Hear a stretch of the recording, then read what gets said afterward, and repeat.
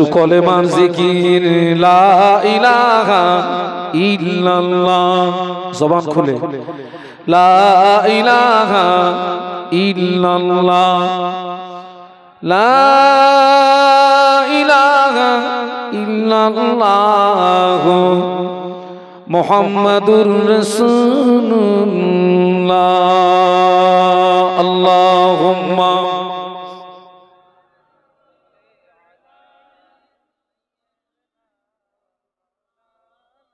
মুহাম্মাদ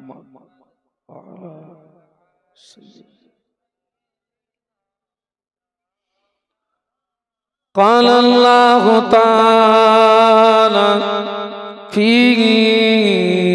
كلامه المجيد الفرقان الحميد بسم الله الرحمن الرحيم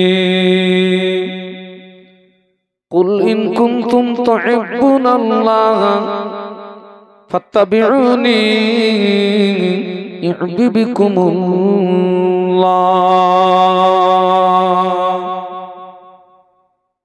قال رسول الله صلى الله عليه وسلم لا يؤمن أحدكم حتى أكون أحب إليه من والده وولده والناس أجمعين أو كما قال عليه الصلاة والسلام সম্মানীয় আখারপুর আল আমিন মাদ্রাসা ও এতিমখানা বাৎসরিক 2 দিন ব্যাপী শানদার ইসালে সব মাহফিলে নির্বাচিত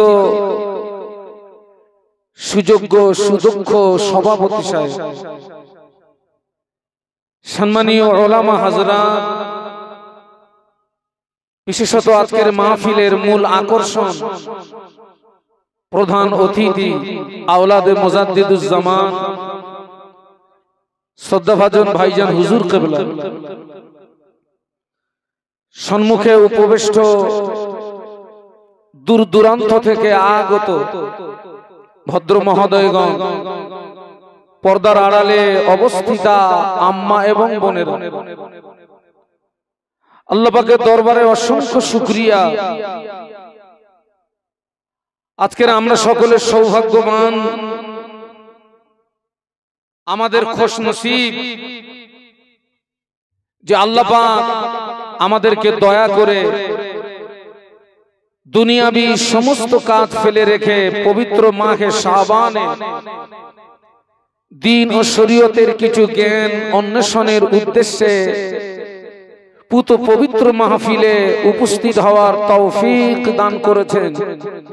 সকলে কৃতজ্ঞতা প্রকাশে মহব্বতের সঙ্গে উচ্চ আওয়াজে বলি আলহামদুলিল্লাহ।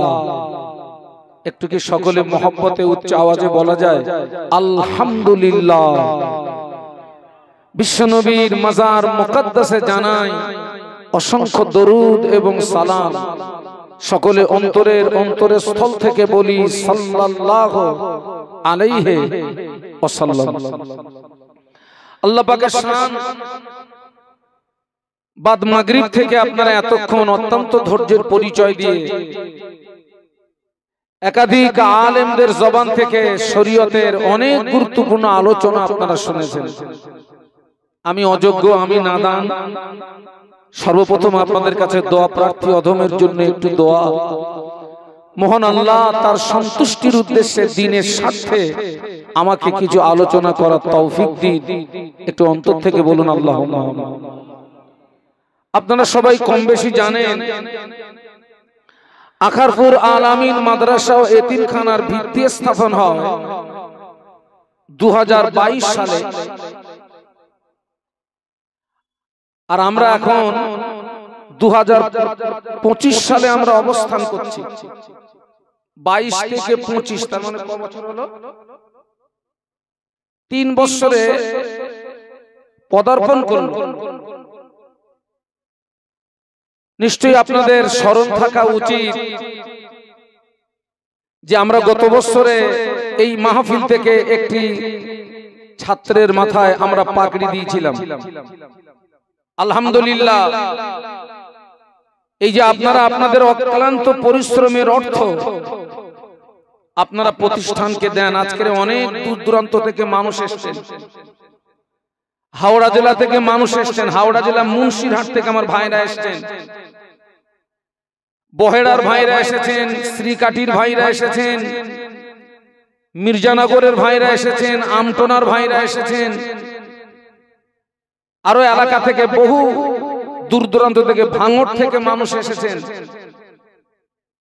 এই যে আপনারা আপনাদের অক্লান্ত পরিশ্রমের অর্থ এই প্রতিষ্ঠানকে দিয়ে সহযোগিতা করেন, সেই অর্থের ফলও আজকের আপনারা দেখতে পাবেন ইনশাআল্লাহ।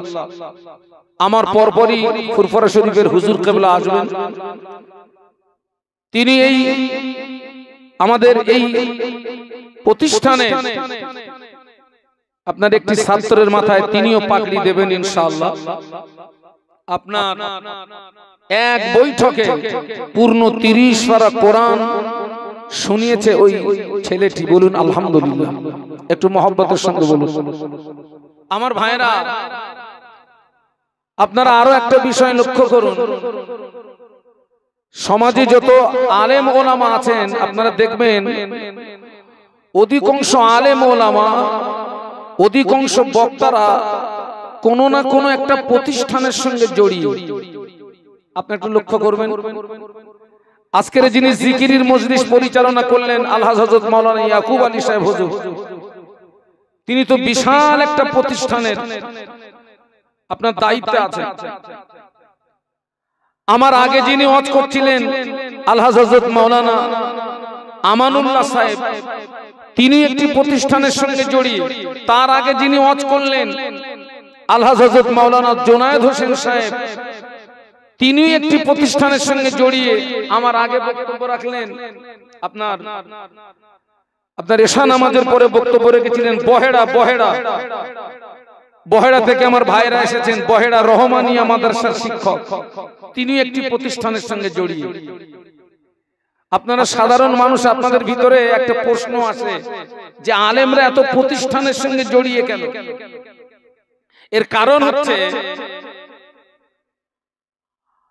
তামাম পৃথিবীর জমিনে বহু ধর্ম আছে। আমি এখানে কোন ধর্মকে ছোট করতে আসিনি, তবে পৃথিবীর জমিনে যত ধর্ম আছে আল্লাহ পাকের কাছে, আল্লাহ পাকের দরবারে একটি মাত্র ধর্ম মনোনীত। বলুন তো সেই ধর্মের নাম কি? ইন্নাদ-দীনা ইনদাল্লাহিল ইসলাম। একটু বলুন সুবহানাল্লাহ, একটু মহব্বতে বলুন। আল্লাহ পাকের দরবারে একটি ধর্ম মনোনীত, সেই ধর্মের নাম হচ্ছে ইসলাম, দ্বীন ইসলাম। দ্বীনের হেফাজত কয়েকটা জায়গাতে দ্বীনের হেফাজত হয়, তার ভিতরে এক নাম্বার হচ্ছে মাদ্রাসার দ্বীনের হেফাজত হয়, মসজিদে দ্বীনের হেফাজত হয়, মাহফিলে ওয়াজ এখানেও দ্বীনের হেফাজত হয়। আমাদের জানা উচিত এই দ্বীন ইসলামকে প্রতিষ্ঠিত করতে গিয়ে, দ্বীনকে প্রতিষ্ঠিত করতে গিয়ে বিশ্ব নবীকে মার খেতে হয়েছিল, গায়ের রক্ত দিতে হয়েছিল, চোখের পানি দিতে হয়েছিল, জন্মভূমি ছেড়ে দিয়ে কাঁদতে কাঁদতে মক্কা থেকে মদিনাতে চলে যেতে হয়েছিল এই দ্বীনকে প্রতিষ্ঠিত করার জন্য, ইসলামকে প্রতিষ্ঠিত করার জন্য। হাজার হাজার সাহাবীরা কুরবান হয়েছেন, হাজার হাজার সাহাবীরা শহীদ হয়েছেন এই দ্বীনকে হেফাজতের জন্য। একটু বলুন সুবহানাল্লাহ। ইসলামের প্রথম যুদ্ধ হচ্ছে বদরের যুদ্ধ। একটু কথা বলুন, কোন যুদ্ধ? বদর। বদর হচ্ছে ইসলামের প্রথম যুদ্ধ। আর ইসলামের দ্বিতীয় যুদ্ধ হচ্ছে উহুদ। আল্লাহ আমাকে 2 বার হজ পাকে নিয়ে গেছেন, আপনাদের আব্বা আম্মার দোয়া। এই হজের পিরিয়ডে আমার বদর সফর করা হয়নি, এবং বিশ্বনবীর শরীরে সবচেয়ে যেখানে বেশি রক্ত ঝরেছিল ওই জায়গাটি হচ্ছে তায়েফ। হজের পিরিয়ডে আমার তায়েফ সফর হয়নি। আল্লাহ আমাকে আপনার গত বছরের আগের বছরে আল্লাহ আমাকে একটু উমরায় নিয়ে গেছিলেন, আল্লাহ আমাকে বদর সফর করালেন, আল্লাহ আমাকে তায়েফ সফর করালেন। এবং ফেরাউনকে আমার আল্লাহ যে সাগরে চুবিয়ে মেরেছিলেন, আল্লাহ ফেরাউনকে যে সাগরে চুবিয়ে চুবিয়ে আল্লাহ মেরেছিলেন, সেই সাগরটাও আল্লাহ আমাকে দেখালেন। তো ইসলামের প্রথম যুদ্ধ হচ্ছে বদরের যুদ্ধ। এই বদরের যুদ্ধে মুসলমানের সংখ্যা ছিল মাত্র 313। কত সংখ্যা ছিল? কাফেরদের সংখ্যা ছিল 1000। আর এই 1000 ছিল সশস্ত্র, আর 313 ছিল নিরস্ত্র। আল্লাহ নবী মক্কাতে 13 বছর নসিহত করেছেন, মদিনা শরীফে 10 বছর নসিহত করেছেন। মদিনাতে 10 বছর, মক্কাতে 13 বছর। 13 10 কত হলো? 23 বছর। এই 23 বছর রোজ নসিহত করে বুঝিয়ে সুজিয়ে হলো না। আল্লাহ নবীর সবচেয়ে জানের দুশমন ছিল আবু জাহাল। এই আবু জাহালের নেতৃত্বে বদরের ময়দানে আবু জাহাল 1000 সৈন্য নিয়ে, বিশাল ক্ষমতা নিয়ে বদরের ময়দানে এসেছে। আবু জাহাল হুঙ্কার দিচ্ছে মদিনা উড়িয়ে দেব, আবু জাহাল হুঙ্কার দিচ্ছে দিন মিটিয়ে দেব, আবু জাহাল হুঙ্কার দিচ্ছে মুহাম্মদকে মিটিয়ে দেব। বদরের যুদ্ধ ছিল মুসলমানদের টিকে থাকার যুদ্ধ। বদরের যুদ্ধ ছিল মুসলমানদের টিকে থাকার যুদ্ধ। এবং এই বদরের যুদ্ধে মুসলমানরা যদি হেরে যেত, দ্বীন ইসলাম ও পর্যন্তই সমাপ্ত হয়ে যেত। আমরা দ্বীন পেতাম না, আমরা ইসলাম পেতাম না, আমরা কোরআন পেতাম না, আমরা হাদিস পেতাম না, আমরা কিছুই পেতাম না। আল্লাহ পাক নবীকে আদেশ করলেন, হাবিব হাবিব আর ওয়াজ নসিহত করে বুঝিয়ে সুজিয়ে হবে না, ময়দানে আসতে হবে, ময়দানে আসতে হবে। আবু জাহালের মোকাবেলা করতে হবে, লড়াইয়ের ময়দানে আসতে হবে। আল্লাহ নবী খুব চিন্তিত হয়ে গেলেন। এই যে সাহাবীদের নিয়ে আল্লাহ নবী বদরের ময়দানে আসবেন, এই 313, এনারা সবে মাত্র মক্কা থেকে হিজরত করে মদিনাতে এসেছেন। ঘর হারা, ভিটে হারা, আব্বা হারা, মা হারা, সন্তান হারা। তারা সবে মাত্র মক্কা থেকে মদিনাতে হিজরত করেছে। তারা সবাই দুর্বল, তারা সবাই অসহায়। আল্লাহ নবী চিন্তায় পড়ে গেলেন, আমি এখন কি করে এদেরকে বলি যে বদরের ময়দানে যেতে হবে, লড়াই করতে হবে, জীবন দিতে হবে। এরা যদি আমাকে রেখে চলে যায়, এরা যদি আমাকে রেখে পালিয়ে যায়, ইসলাম তো এ পর্যন্ত সমাপ্ত হয়ে যাবে, ইসলাম তো এ পর্যন্ত কবর হয়ে যাবে। আহা, আল্লাহ নবী সাহাবীদেরকে ডাকলেন। আল্লাহ নবী সাহাবীদেরকে ডেকে বলেছিলেন, ও আমার সাহাবীরা, আল্লাহ পাক আমাকে আদেশ করেছেন বদরের ময়দানে যেতে হবে। আল্লাহ পাক আমাকে আদেশ করেছেন বদরের ময়দানে যেতে হবে, লড়াই করতে হবে, দ্বীন ইসলামকে জিন্দা করতে হবে। ও আমার সাহাবীরা, আমি আল্লাহ নবী তোমাদের মতামতটা চাইছি। তোমরা তোমাদের মতামতটা তোমাদের নবীকে জানিয়ে দাও। এখন আমার সঙ্গে বদরের ময়দানে যেতে হবে, লড়াই করতে হবে, জীবন দিতে হবে, দ্বীন ইসলামকে বাঁচাতে হবে। তোমরা তোমাদের মতামতটা তোমাদের নবীকে জানিয়ে দাও। আল্লাহর নবীর চেহারাটা খুব মলিন, আল্লাহর নবীর চেহারাটা খুব মলিন। সাহাবীরা যদি আমাকে রেখে চলে যায়, মুসা আলাইহিস সালামের উম্মতরা যেমন বলেছিল আপনি আর আপনার খোদা গিয়ে যুদ্ধ করুন, এরা যদি আমাকে ওই রকম কিছু বলে, ইসলাম তো এ পর্যন্ত কবর হয়ে যাবে, ইসলাম তো এ পর্যন্ত সমাপ্ত হয়ে যাবে। সাহাবীরা ঘর হারা, ভিটে হারা, আব্বা হারা, মা হারা, বিবি হারা, সন্তান হারা। সাহাবীরা ওই সময় বলেছিলেন ইয়া রাসূলুল্লাহ, হাবিবাল্লাহ, জোর আপনি ঘাবড়াবেন না, জোর আপনি ভয় পাবেন না, হুজুর আপনি আমাদেরকে নিয়ে ময়দানে চলুন, আমরা আপনার সামনে, আপনার পিছনে, আপনার ডায়ে, আপনার বাঁয়ে সর্বক্ষণ আমরা যুদ্ধের ময়দানে আপনার সঙ্গী হয়ে থাকব। জোরে বলতে পারলেন না?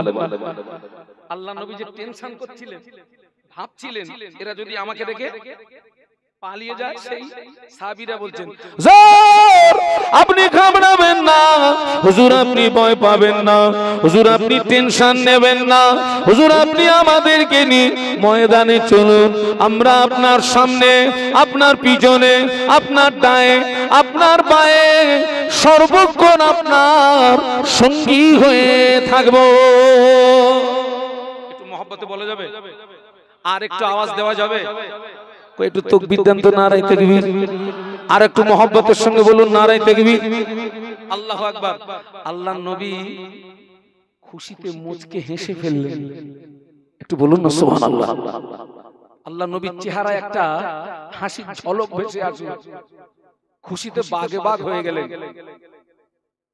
আল্লাহ নবী বলেছেন লা ইউমিনু আহাদুকুম হাত্তা কুনা আব্বা ইলাইহি মিন ওয়ালিদিহি ওয়া ওয়ালাদিহি ওয়ান নাস আজমাইন। আল্লাহ নবী বললেন তোমরা ততক্ষণ পূর্ণাঙ্গ মুসলমান হতে পারবে না যতক্ষণ না পর্যন্ত তোমাদের পিতা, তোমাদের সন্তান, সমস্ত মানুষ অপেক্ষা আমি রাসূলুল্লাহ আমাকে না ভালোবাসবে, ততক্ষণ পর্যন্ত পূর্ণাঙ্গ মুসলমান হতে পারবে না। সেই সাহাবীরা তাদের সন্তান অপেক্ষা, বিবি অপেক্ষা, পিতা অপেক্ষা তারা আল্লাহর নবীকে বড় ভালোবেসেছিলেন। আপনি আমাদের নিয়ে চলুন। আল্লাহর নবী সাহাবীদেরকে নিয়ে আপনার বদরের ময়দানে রওনা হলেন। আল্লাহর নবী রওনা হলেন বদরের ময়দানে গিয়ে বিশ্ব নবী সাহাবীরা তাবু গাড়লেন। আল্লাহর নবী সাহাবীরা তাবু গাড়লেন। ওদিকে কাফেরদের নেতৃত্ব দিচ্ছে কে? বলুন বলুন। আবু জাহাল। আর সাহাবীদের নেতৃত্ব দিচ্ছে কে? বিশ্বনবী মুহাম্মদুর রাসূলুল্লাহ সাল্লাল্লাহু আলাইহি ওয়াসাল্লাম। আল্লাহর নবী ওই বদরের ময়দানে একটা তাঁবুর ভিতরে প্রবেশ করলেন। আল্লাহ নবী তাঁবুর ভিতরে প্রবেশ করে আল্লাহর জমিনে সিজদায় পড়ে গেলেন। সিজদায় পড়ে কাঁদতেছে, আল্লাহ পাক, ও রব্বুল আলামিন, আল্লাহ পাক তুমি যদি চাও তোমার দ্বীনকে বাঁচিয়ে রাখবে, ইসলামকে বাঁচিয়ে রাখবে, আল্লাহ পাক এই বদরের ময়দানে তুমি আসমান থেকে আমাদের উপরে সাহায্য করো। আর তুমি যদি চাও তোমার দ্বীনকে মিটিয়ে দেবে, আল্লাহ এই বদরের ময়দানে আমাদেরকে শহীদ করে দাও। কথা বুঝতে পারছেন না? পাচ্ছেন না? আল্লাহ তুমি যদি চাও তোমার দ্বীনকে, দ্বীন ইসলামকে বাঁচিয়ে রাখবে, আল্লাহ এই বদরের ময়দানে আসমান থেকে তুমি আমাদেরকে কি করো? সাহায্য করো। আর তুমি যদি চাও তোমার দ্বীনকে মিটিয়ে দেবে, আল্লাহ এই বদরের ময়দানে তুমি আমাদেরকে শহীদ করে দাও। আল্লাহ নবী সিজদায় পড়ে কাঁদতেছেন। আল্লাহ নবীর কলিজা ছেঁড়া সাহাবী আবু বকর সিদ্দিক রাদিয়াল্লাহু আনহু গুটি গুটি পায়ে তাঁবুর ভিতরে প্রবেশ করলেন। তাঁবুর ভিতরে প্রবেশ করে আল্লাহ নবীর হাতটাকে চেপে ধরে বলেছিলেন, ইয়া রাসূলুল্লাহ, হাবিবাল্লাহ, হুজুর যথেষ্ট হয়েছে, হুজুর আপনি কাঁদবেন না, হুজুর আপনি সিজদা থেকে মাথা তুলুন। আমি আবু বকর আপনার চোখের পানি সহ্য করতে পারি না। আল্লাহ নবী সিজদা থেকে মাথা তোলেন না, আল্লাহ নবী সিজদা থেকে মাথা তোলেন না। আল্লাহ নবী বদরের ময়দানে আল্লাহর জমিনে সিজদায় পড়ে কেঁদে জার জার হয়ে যায়। আমার ভাইরা, অন্য কোন ব্যক্তি বিশ্ব নবীর চোখের পানি সহ্য করতে পারলেও আমার আল্লাহ কি বিশ্ব নবীর চোখের পানি সহ্য করতে পারেন নাকি? বলুন বলুন, পারে পারে।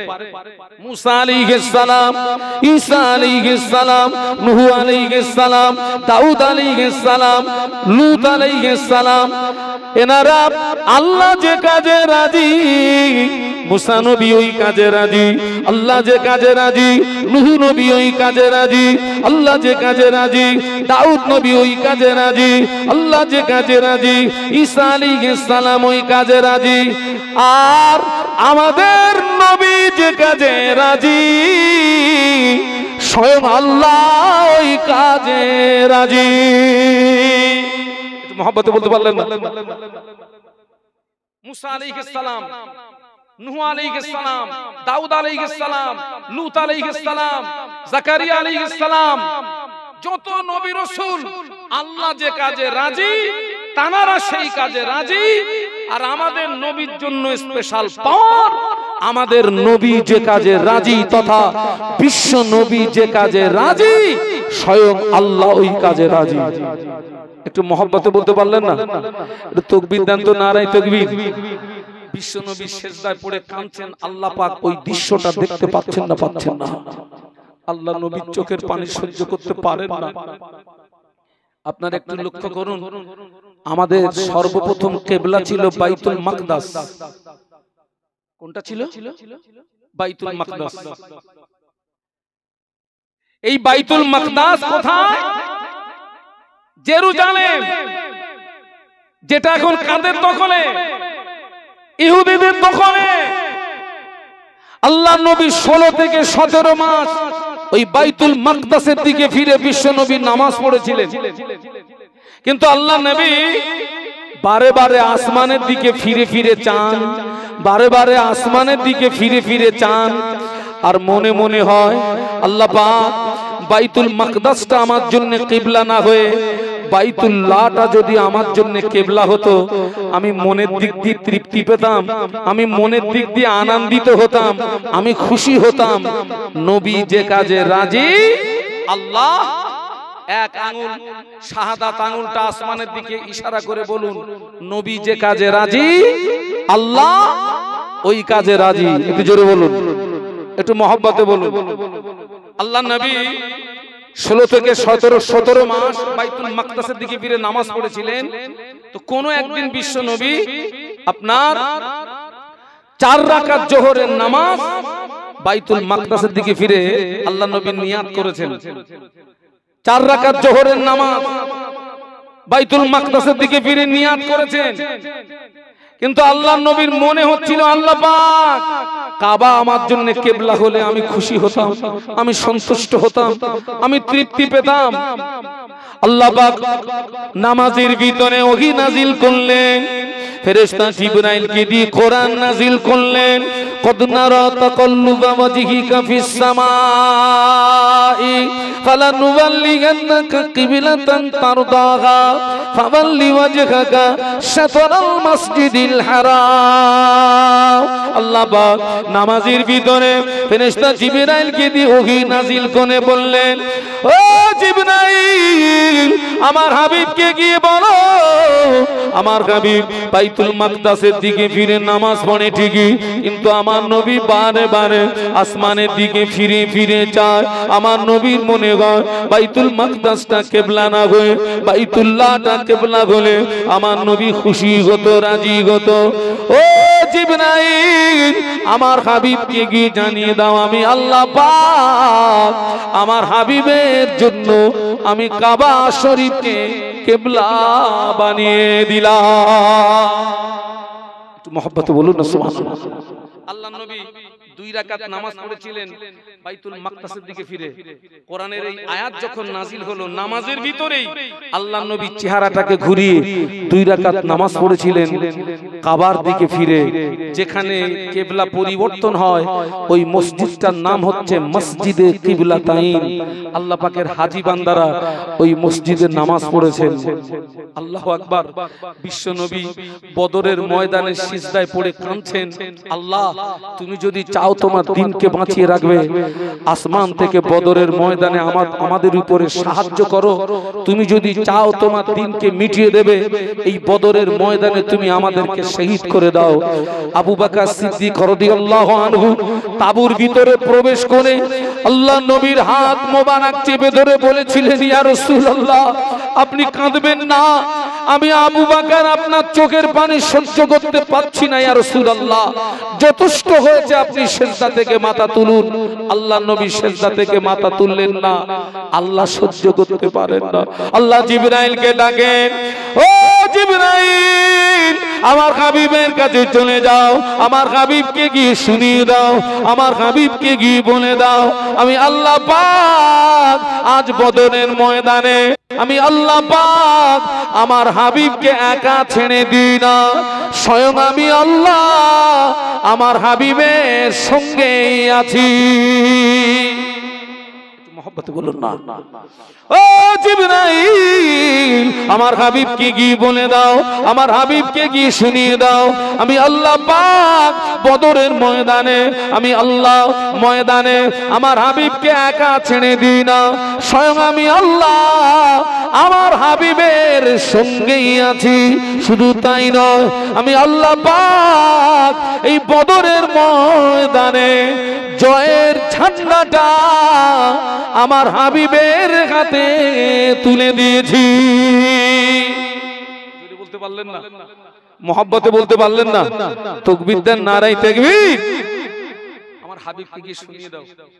আল্লাহর ফেরেশতা জিবরাইল আমিন আলাইহিস সালাম আল্লাহ নবীকে এসে সালাম দিলেন এবং ওই সংবাদটা শুনিয়ে দিলেন। আল্লাহ নবী সিজদা থেকে মাথা তুললেন, নবী আনন্দে সিজদা থেকে মাথা তুললেন। কিন্তু আল্লাহ রাসূল সিজদাতে এত কেঁদেছেন, ওই বদরের ময়দানের বালু চোখের পানিতে ভিজে গিয়ে বিশ্বনবীর চেহারাতে বালু জমাট বেঁধে গিয়েছে। এত পরিমাণে কেঁদেছেন আল্লাহ নবী। আল্লাহ নবী সিজদা থেকে মাথা তুলেছেন, কিন্তু মেজাজটা খুব জালালি মেজাজ, খুব জালালি মেজাজ। আমার দিকে লক্ষ্য করুন, আবু জাহাল বিশাল ক্ষমতা নিয়ে নেমেছে, বিশাল ক্ষমতা, প্রচন্ড ক্ষমতা নিয়ে নেমেছে। মদিনা উড়িয়ে দেবে, দ্বীন মিটিয়ে দেবে, মুহাম্মদকে মিটিয়ে দেবে। আল্লাহর নবী সিজদা থেকে মাথা তুলে এক মুষ্ঠ বালু নিলেন, একটা দোয়া পড়লেন। আল্লাহ পাক দেখেন বদরের ময়দানে আল্লাহ মুসলমানদেরকে কিভাবে সাহায্য করছে দেখুন। বিশ্বনবী এক মুষ্ঠ বালু নিয়ে দোয়া পড়ে ওই 1000 কাফেরের দিকে যখন নিক্ষেপ করলেন, কিতাবে এসেছে বিশ্বনবীর হাতের ওই বালু 1000 কাফেরের চোখের ভিতরে আল্লাহ পৌঁছে দিয়েছিলেন। জোরে বলতে পারলেন না? শুধু চোখের ভিতরে নয়, ওই 1000 কাফেরের চোখের ভিতরে এবং কানের ভিতরে আল্লাহ ওই বালু পৌঁছে দিয়েছিলেন। একটু মহব্বতে বলা যায় না? এটা হচ্ছে বদরের ময়দানে আসমান থেকে মুসলমানদের উপরে সর্বপ্রথম সাহায্য। 2 নাম্বার সাহায্য দেখুন, ওই বদরের ময়দানে আল্লাহ পাক আসমান থেকে 5000 ফেরেশতা নাজিল করেছিলেন। একটু জবান খুলে বলতে পারলেন না? 5000 ফেরেশতা, যে পাহাড়ে ওই ফেরেশতারা নাজিল হয়েছিলেন, সেই পাহাড়টি ছিল বালুর পাহাড়। আমি রাতের বেলা গিয়েছিলাম বদরের ময়দানে, আল্লাহ সেই পাহাড়টা দেখালেন। আমার সঙ্গে আমার ছেলে ছিল, মেয়ে ছিল, আমার স্ত্রী ছিল। আমি ওদেরকে বললাম নয়ন ভরে দেখে নে, এই সেই পাহাড় যে পাহাড়ে বদরের ময়দানে আল্লাহ আসমান থেকে 5000 ফেরেশতা পাঠিয়েছিলেন। একটু জোরে বলুন। 2 নাম্বার সাহায্য হচ্ছে এটা, 5000 ফেরেশতা দিয়ে আল্লাহ সাহায্য করলেন। 3 নাম্বার সাহায্য বদরের ময়দানে আবু জাহল যে দিকটা দাঁড়িয়ে আছে ওই দিকটা হলো এঁটেল মাটি। আল্লাহ নবী সাহাবীদের নিয়ে যে দিকটা দাঁড়িয়ে আছেন ওই দিকটা ছিল বালু মাটি। আবু জাহল যেদিকে দাঁড়িয়ে এঁটেল এঁটেল, আর আল্লাহ নবী সাহাবীদেরকে নিয়ে যেদিকে দাঁড়িয়ে, আচ্ছা বলুন তো যুদ্ধ করতে সুবিধা হবে কাদের? কোনটা কোনটা? না, এঁটেল মাটি। কারণ বালু মানে সেখানে পা কি হবে? পা দেবে যাচ্ছে, সওয়ারীদের পা গুলো দেবে যাচ্ছে।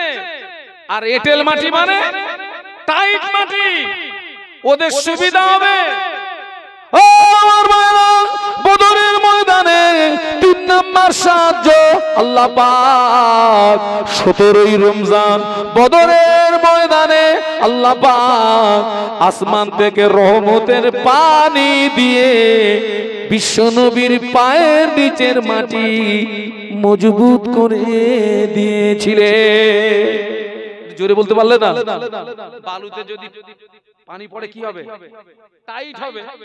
আর এঁটেল মাটিতে পানি পড়লে স্লিপ স্লিপ স্লিপ। একটু সুবহানাল্লাহ বলা যায় না? জোরে বলা যায় না?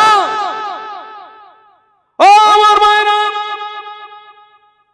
ওই বদরের ময়দানে আল্লাহ নবী যে সাহাবীদেরকে যুদ্ধের, আল্লাহ নবী যুদ্ধের পারমিশন যাদেরকে দিতেন দুটো বিষয় দেখতেন।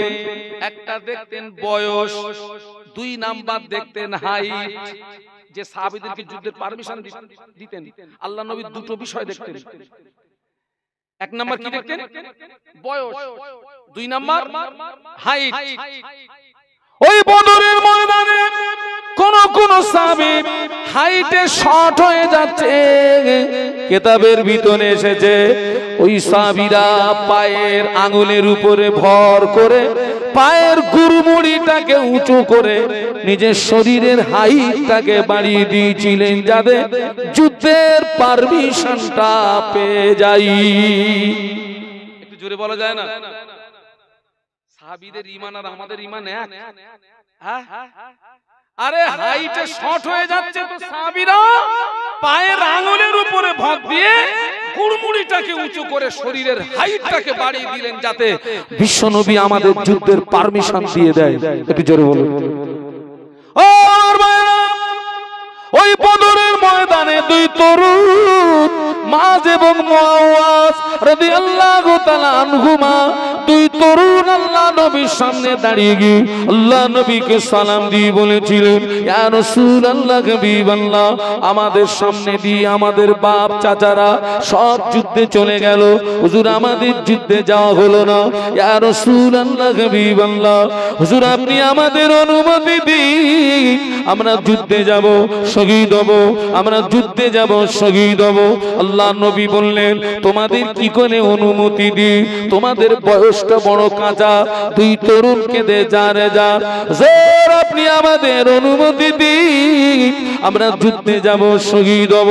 আল্লাহ নবী 2 তরুণের কান্না সহ্য করতে না পেরে আল্লাহ নবী বললেন, বেশ, তোমরা 2 জন একটু কুস্তি লড়ো, যে জিতে যাবে পারমিশন পেয়ে যাবে, যে জিতে যাবে পারমিশন পেয়ে যাবে।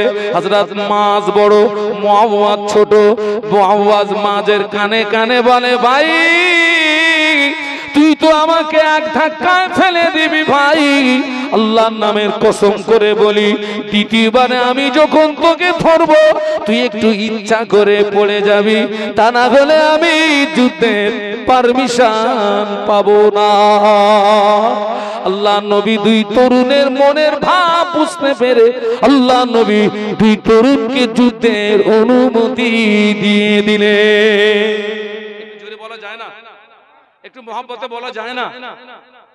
2 তরুণ যুদ্ধের ময়দানে নেমে আল্লাহ নবীর সাহাবী আব্দুর রহমান ইবনে আওফ রাদিয়াল্লাহু আনহু বলেন, আমি বিশাল এই যুদ্ধে দুই তরুণকে দেখে আমি আশ্চর্য হয়ে গেলাম, আমি অবাক হয়ে গেলাম।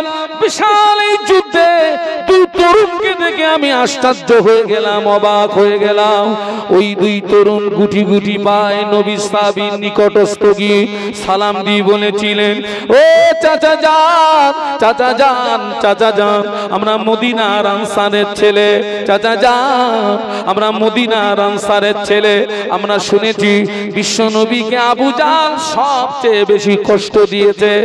ও চাচা যান, আপনি একটু দেখিয়ে দেন না আবু জাহল কোনটা, আমাদের নবীর দুশমন কোনটা, আমাদের নবীর শত্রু কোনটা।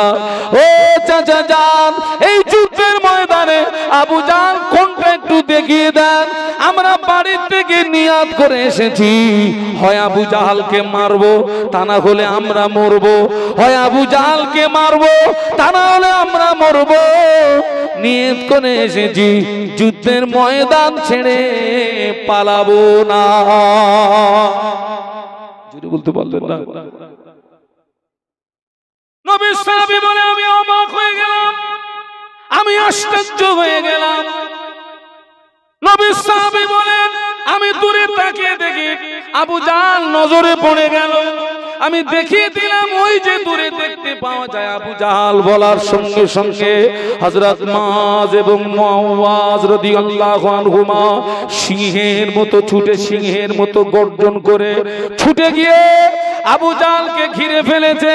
আবু জাহলকে ঘিরে ফেলে দুই তরুণ তলোয়ার চালায়, আবু জাহলও পাল্টা তলোয়ার চালায়। দুই তরুণ তলোয়ার চালায়, আবু জাহলও পাল্টা তলোয়ার চালায়। নবী সাহাবী বলেন, আমি নজর করে দেখলাম আবু জাহল হযরত মুআযের বাম হাতে তলোয়ারের আঘাত করলো। বাম হাতটা কেটে গিয়ে বগলের চামড়ার সঙ্গে হাতটা ঝুলে গিয়েছে। হযরত মুআয রাদিয়াল্লাহু আনহু বাম হাতটা কেটে গিয়ে বগলের চামড়ার সঙ্গে হাতটা ঝুলে গিয়েছে। নবী সাহাবী বলে, আমি দেখি হযরত মুআয ডান হাত দিয়ে তলোয়ার চালাচ্ছে, কিন্তু ওই কাটা ঝোলা বাম হাতটা সামনে ডিস্টার্ব করছে। নবী সাহাবী বলে, আমি নজর করে দেখতে পেলাম হযরত মুআয নিজের কাটা ঝোলা হাতটা পায়ের নিচে চাপ দিয়ে আল্লাহু আকবার বলে একটা হুঙ্কার দিয়ে নিজের কাটা ঝোলা হাতটা একটা টান মেরে ছিঁড়ে ফেলে দিয়ে ডান হাতের তলোয়ার দিয়ে আবু জাহলকে জাহান্নামের টিকিট কেটে পাঠিয়ে দিয়েছে। দিনকে হেফাজত করতে গিয়ে, ইসলামকে হেফাজত করতে গিয়ে, ও মায়েরা, ও জওয়ানেরা, যুবকেরা, এই দিনকে হেফাজত করতে গিয়ে মুতার যুদ্ধে আল্লাহ নবী 3000 সাহাবীকে তৈরি করলেন। কাফেরদের সংখ্যা হলো 1 লাখ। কাফেরদের সংখ্যা কত? আল্লাহ নবী সাহাবীদের তৈরি করেছেন কত? মাত্র 3000। এই যুদ্ধে আল্লাহ নবী জানলেন, আল্লাহ নবী বললেন, এই যুদ্ধে সেনাপতির দায়িত্ব পালন করবে আমার পালক পুত্র যায়েদ। কোথায়? লাব্বাইক ইয়া রাসূলুল্লাহ, হুজুর আমি হাজির আছি। সুবহানাল্লাহ বলতে পারলেন না? 2 নম্বরে এই যুদ্ধে সেনাপতির দায়িত্ব পালন করবে আমার চাচাতো ভাই জাফর বিন আবি তালেব। কোথায়? লাব্বাইক ইয়া রাসূলুল্লাহ, হুজুর আমি হাজির আছি। 3 নম্বরে এই যুদ্ধের সেনাপতির দায়িত্ব পালন করবে আমার সাহাবী আব্দুল্লাহ বিন রাওয়াহা। কোথায়? লাব্বাইক ইয়া রাসূলুল্লাহ, হুজুর আমি হাজির আছি। সেনাপতি লাগে একজন, নবী নির্বাচন করেছেন কজন? তার মানে এই 3 জনের ভিতর থেকে একজনও ফিরে আসবে না, 3 জনের শহীদ হয়ে যাবে। আল্লাহ নবী বললেন, যাও তোমরা তোমাদের বাড়ি চলে যাও, তোমাদের আব্বা মা বিবি ছেলে মেয়েকে সালাম জানিয়ে আসো। হযরত যায়েদ বলেন, ইয়া রাসূলুল্লাহ, আমি আপনার পালক পুত্র, আপনি আদেশ করেছেন। আমার আম্মা জান আয়েশা ঘরের ভিতরে বসে শুনেছেন, আমার তো আর যাওয়ার কোনো জায়গা নাই। জাফর বিন আবি তালেব বাড়ি চলে গেলেন। বাড়িতে গিয়ে বিবিকে সালাম জানিয়ে বলে, বিবি আল্লাহ নবী আমাকে সেনাপতির দায়িত্ব দিয়েছে, বিবি বিদায় নিতে এসেছি। দীর্ঘদিন তোমার সঙ্গে ছিলাম, হয়তো তোমার কোনো হক নষ্ট করেছি, অথবা তোমার কাছে যদি কোনো অন্যায় করে থাকি, অপরাধ করে থাকি, আল্লাহর রাস্তে আমাকে মাফ করে দাও, আমাকে বিদায় দাও, আমি যুদ্ধের ময়দানে চলে যাব। নবীর সাহাবীর স্ত্রী বলেছিলেন, প্রাণের স্বামী আমি দোয়া করি আল্লাহ পাক যেন আপনাকে যুদ্ধের ময়দান থেকে গাজী বানিয়ে আমার বাড়িতে ফিরিয়ে দেন। নবীর সাহাবী তলোয়ারের উল্টো পিঠটা বিবির হাতে মৃদু আঘাত করে বলেছিলেন, বিবি উল্টো দোয়া করো না, উল্টো দোয়া আল্লাহর দরবারে কবুল হবে না। বিবি আমার আগেও একজন পরেও একজন, ও বিবি নির্ঘাত এই যুদ্ধে আমি শহীদ হয়ে যাব, আমাকে বিদায় দাও। এই বলে উনি বাড়ি থেকে বেরিয়ে পড়েছেন। বিবি কাটা কবুতরের মতো ছটফট করে পিছন দিক দিয়ে বাচ্চাগুলো আব্বা আব্বা বলে ডাকে। নবীর সাহাবী একবারের জন্য পিছনের দিকে ফিরে তাকালেন না। কারা কাঁদে, কারা দৌড়া, জোরে বলতে পারলেন না, মহব্বতে বলতে পারলেন না। আব্দুল্লাহ বিন রাম রাদিয়াল্লাহু আনহু বাড়িতে চলে গেলেন। ওই দিন ছিল বাসর সজ্জার রাত, ফুল সজ্জার রাত। বাড়িতে গিয়ে শোনেন, দেখেন বিবি কোরআন তেলাওয়াত করছে। ঘরের বাইরে দাঁড়িয়ে সালাম দিলেন, বিবি বিদায় দাও, আল্লাহ নবী আমাকে যুদ্ধের সেনাপতির দায়িত্ব দিয়েছে, বিদায় নিতে এসেছি, বিদায় নিতে এসেছি। বিবি বলে, প্রাণের স্বামী আল্লাহ নবী আপনাকে সেনাপতির দায়িত্ব দিয়েছেন, আমি আপনাকে ফিরিয়ে থাকতে বলতে পারি না, তবে একটু দাবি করব, আমার সঙ্গে আপনার বিবাহ হলো, আমি মদিনার একজন সুন্দরী রমণী, আপনার সঙ্গে তেমন কোনো কথা হলো না। প্রাণের স্বামী আপনি একটু ঘরের ভিতরে আসুন। নবী সাহাবী বলেছিলেন, বিবি ঘরের ভিতরে যাব না, ঘরের ভিতরে দেখলে, ঘরের ভিতরে গেলে তোমাকে দেখলে আমার মনে ভালোবাসা জন্মাবে, প্রেম জন্মাবে। বিবি বলে, প্রাণের স্বামী আল্লাহর কসম করে বলছি, ভালোবাসা নিবেদন করব না, প্রেম নিবেদন করব না, আপনি শুধু একটু ঘরের ভিতরে আসুন, আমি শুধু আপনার চেহারাটাকে একটু দেখে রাখতে, আমি শুধু আপনার চেহারাকে একটু দেখে রাখতে চাই, যাতে করে কিয়ামতের দিন কোটি কোটি মানুষের মাঝখানে যেন আপনাকে স্বামী হিসাবে চিনে নিতে পারি। নবী সাহাবী বলে, বিবি তোমার ইরাদা যদি এই হয়, আমি যে রাস্তায় জীবন দিতে যাচ্ছি ওই রাস্তার উপরে তুমি কায়েম থাকবে, আল্লাহ পাক কিয়ামতের ময়দানে তোমাকে আর আমাকে স্বামী স্ত্রী হিসাবে পরিচয় করিয়ে দেবে। নবী সাহাবীরা 3000 সাহাবীদেরকে নিয়ে ময়দানে চলে গেলেন। হযরত যায়েদ রাদিয়াল্লাহু আনহু আগে ময়দানে নামলেন, কয়েকজন কাফেরকে জাহান্নামের টিকিট কেটে পাঠিয়ে দিলেন। পরপর হুজুর আমার শহীদ হয়ে গেলেন। এবারে হযরত জাফর বিন আবি তালেব ময়দানে নামলেন। ময়দানে নেমেছে কাফেররা। হযরত জাফর রাদিয়াল্লাহু আনহু ডান এক হাতে তলোয়ার নিয়েছেন, আর এক হাতে ইসলামের পতাকা নিয়েছেন। নবী সাহাবীর এক হাতে তলোয়ার, অপর হাতে ইসলামের পতাকা, অপর হাতে দ্বীনের পতাকা। ময়দানে কাফেররা নবী সাহাবীর ডান হাতে আঘাত করলো, ডান হাতটা কেটে গেল, ডান হাতটা কেটে গেল। এবারে বাম হাতে তলোয়ার নিয়েছেন কাফেররা, বাম হাতে আঘাত করলো, বাম হাতটা কেটে গেল। দুটো কাঁটা দিয়ে ইসলামের পতাকা বুকের ভিতরে জড়িয়ে ধরে পাশে সাহাবীকে ডেকে বলেন, ও রাসূলুল্লাহর সাহাবী, ও রাসূলুল্লাহর সাহাবী, আল্লাহ নবীকে আমাকে বিদায় সালাম জানিয়ে দেবেন, আর বলবেন আমার নিঃশ্বাস যতক্ষণ জারি ছিল ইসলামের পতাকা মাটিতে পড়তে দেই নাই, আমি এখন শহীদ হয়ে যাব, কেননা আমার নাকের ভিতরে আমি জান্নাতের সুঘ্রাণ পেতেছি। হুজুর শহীদ হয়ে গেলেন। বাবাজি নবী দুইজন সাহাবী বলেন, আমরা ময়দানে যাওয়ার আগে দেখি কে ইসলামের পতাকা উঁচু করে রেখেছে। দুই সাহাবী বলেন আশ্চর্য হয়ে গেলাম, আমাদের যাওয়ার আগে কে ইসলামের পতাকা ধারণ করলো? নবী দুই সাহাবী বলে আমরা ময়দানে গিয়ে দেখি হযরত জাফরের ডান হাত কাটা, ডান পা কাটা, ডান হাত কাটা, বাম হাত কাটা, ডান পা কাটা, বাম পা কাটা, আর কল্লাটা একদিকে, ঠোঁটটা আর একদিকে, নবী সাবিত ঠোঁটটা একদিকে, কল্লাটা আর একদিকে পড়ে আছে, আর ইসলামের পতাকা কামড়িয়ে ধরে উঁচু করে রেখেছে। আর একটু জোরে বলুন সুবহানাল্লাহ, আর একটু জোরে বলুন সুবহানাল্লাহ। এই দিন ইসলামকে প্রতিষ্ঠিত করানোর জন্য, দ্বীনের পতাকাকে ধারণ করার জন্য এই মাহফিলে এতগুলো মানুষের ভিতরে কে আছেন এক নম্বরে আলামিন মাদ্রাসার জন্য? এতগুলো ভাইয়ের ভিতরে আমার কোন ভাই আছেন যে হুজুর আমি 1,20,000 টাকা দেবো?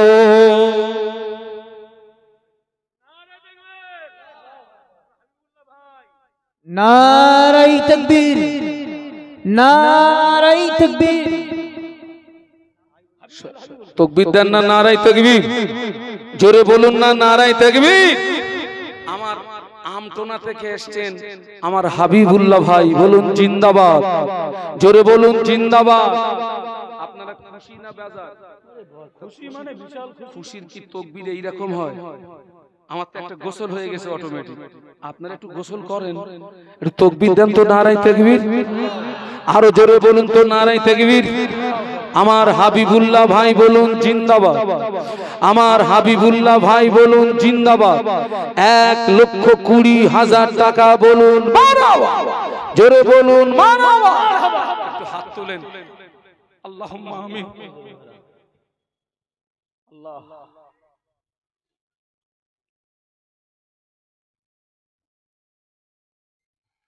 আল্লাহ এই দানটা আপনি কবুল করুন। আমিন। উদ্দেশ্যকে সফল করুন।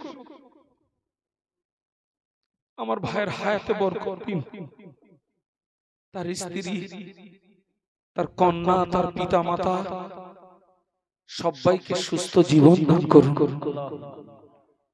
আল্লাহ আমি অধম দোয়া চাই, আমার ভাইয়ের খেদমত, দ্বীনি খেদমত সবই আপনি খবর রাখেন। আল্লাহ তার দ্বীনি খেদমতকে আপনি কবুল করুন, তার দ্বীনি খেদমতকে আপনি কবুল করুন।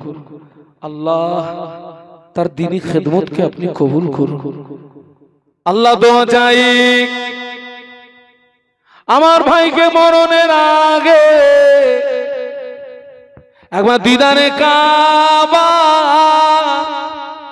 একবার দিদারে মদিনা যাওয়ার মতো তৌফিক দিন। আল্লাহ আমার ভাইয়ের সংসার অভাব দেবেন না, ভাইয়ের সংসারে অনটন দেবেন না, বাচ্চাদের ভুকা রাখবেন না। আল্লাহ পাক আমার ভাইয়ের সংসারে উন্নতি দিন। আল্লাহ আমার ভাইয়ের দ্বারাতে আগামী দিনে দ্বীন ইসলামের খেদমত আরো বেশি বেশি বেশি বেশি করবার মতো তৌফিক দিন। লা ইলাহা ইল্লাল্লাহ মুহাম্মাদুর রাসূলুল্লাহ। তাকবীর দেন নারায়ে তাকবীর। এতগুলো মানুষের ভিতরে 2 নম্বরে কে আছেন? কোন ভাই আছেন? এতগুলো মানুষের ভিতরে আমি বেশি চাইবো না, 50,000 টাকা চাচ্ছি যে হুজুর আমি 2 নম্বরে 50,000 টাকা দেবো। আমি বেশি চাইবো না, কারণ এই সময় অনেক মানুষ আর্থিক দিক দিয়ে বড় দুর্বল। এতগুলো মানুষ, এতগুলো ভাইরা আমার আছেন। কোন ভাই আছেন 2 নম্বরে? হুজুর আমি 50,000 টাকা দেবো কোরআনের শিক্ষাকে প্রতিষ্ঠিত করার জন্য, দ্বীনকে হেফাজত করার জন্য, দ্বীনকে বাঁচানোর জন্য। 2 নম্বরে 50,000 টাকা। কোন ভাই আছেন একটু তাড়াতাড়ি বলুন। আমার অনেক ভাইরা এসেছেন, অনেক ব্যবসায়ী ভাইরা এসেছেন। দূর দূরান্ত থেকে এসেছেন আমার ভাইরা, আল্লাহ আপনাদের দানায় দানায় বরকত দেবে, আল্লাহ আপনাদের হালাল রুজিতে বরকত দেবে। আপনারা একটা কথা শুনে রাখবেন, কিয়ামতের ময়দানে কোন নবী আল্লাহ পাকের অনুমতি ব্যতীত সুপারিশ করতে পারবেন না। আবার বলছি, কিয়ামতের ময়দানে কোন নবী এবং রাসূল আল্লাহর অনুমতি ছাড়া সুপারিশ করতে পারবেন না। স্বয়ং আমাদের নবী বিশ্ব নবী মুহাম্মদুর রাসূলুল্লাহ সাল্লাল্লাহু আলাইহি ওয়াসাল্লাম জি, তিনি উম্মতের জন্য সুপারিশ করতে গিয়ে সিজদায় পড়ে কাঁদতে হবে। আল্লাহর নবী সিজদায় পড়ে কাঁদবেন, আল্লাহ বলবেন, হাবিব আপনি সিজদা থেকে মাথা তুলুন, কি চাওয়ার চান, আজকের দিনে আমি আল্লাহ আপনার দরখাস্তকে কবুল করে নেব। বলুন সুবহানাল্লাহ। ওই যে আল্লাহ বলবেন সিজদা থেকে মাথা তুলুন, কি চাওয়ার চান, এটাই হচ্ছে আল্লাহর পক্ষ থেকে বিশ্ব নবীকে অনুমতি দেওয়া হলো।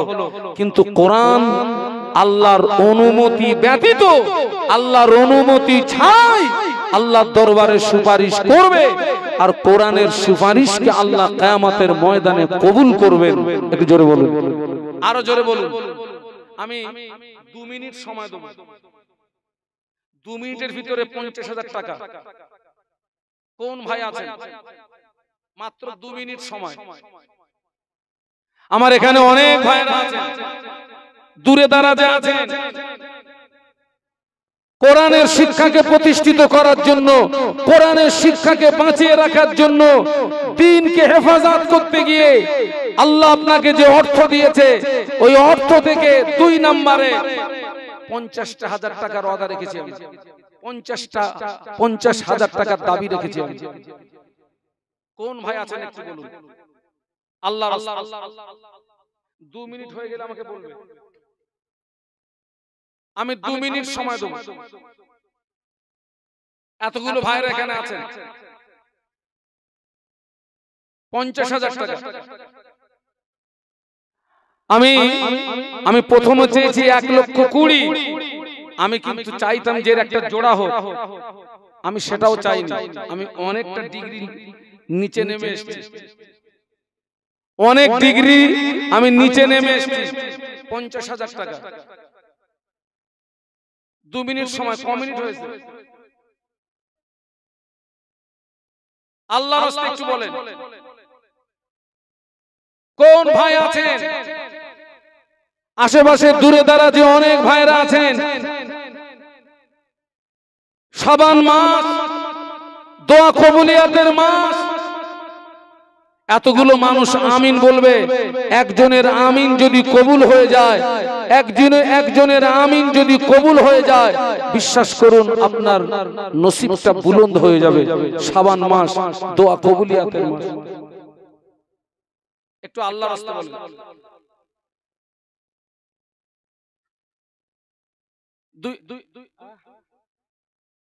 তাকবীর দেন, নারায়ে তাকবীর। জোরে বলুন, নারায়ে তাকবীর। 2 নম্বরে দাঁড়িয়েছেন আমার একমাত্র পুত্র মোহাম্মদ শিহাবউদ্দিন শেখ, মাওলানা শিহাবউদ্দিন শেখ। 2 নম্বরে 50,000 টাকা। বলুন মারহাবা। একটু জোরে বলুন না মারহাবা, একটু জোরে বলুন না মারহাবা। আপনারা খুশি না বেজার? একটু খুশি তাকবীর দেন তো, নারায়ে তাকবীর। একটু জোরে বলুন তো, নারায়ে তাকবীর। মাওলানা শিহাবউদ্দিন সাহেব 50,000 টাকা। বলুন মারহাবা, জোরে বলুন মারহাবা। একটু হাত তোলেন, আল্লাহুম্মা আমিন। আল্লাহ পাক আপনার বান্দার ওয়াদা কবুল করুন, মনের আশা পূর্ণ করুন। আল্লাহ পাক পবিত্র শাবান মাসে এতগুলো মানুষকে নিয়ে দোয়া চাই। আল্লাহ পাক মোহাম্মদ শিহাবউদ্দিনকে আপনি দ্বীনের খাঁটি আলেম বানিয়ে দেবেন, মুজাদ্দিদুজ জামানের সিলসিলা খাদেম বানিয়ে দেবে।